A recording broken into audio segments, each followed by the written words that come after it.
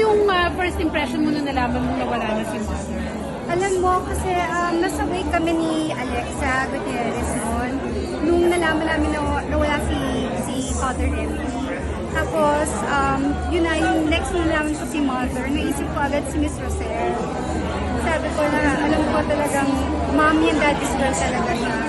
Alam mo, isa sa mga pinag-usapan namin ni Mother dati, is na sana makagawa ako ng pelikula outside of Star Cinema. Kasi never ako, lumabas na ba ako ng Star Cinema, diba? And so sa legal lang talaga ang hindi ako nakagawa ng movie. Pero supposedly, kaya ako nag-artista dahil si Mother, kinukuha ako to do whopping. Ayun, oo. But every time nakikita kami, sinasabi niya, kasi ayaw ka pahiram ng Star Cinema, ganyan.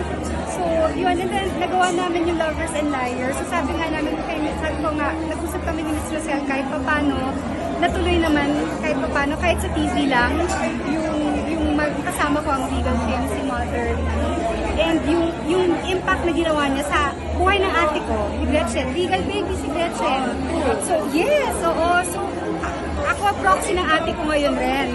So, I'm here as for me and for my sister also. She's very busy. Siyempre, diba, and she want to be here talaga. So, of course, ang laking kawalan talaga sa industriya. So, anong mamimiss mo kay Mother? Ay, yung palaging na sinasabi sa akin, kailan tayo gagawa ng pelikula? Kailan tayo gagawa ng pelikula? Yun lang talaga.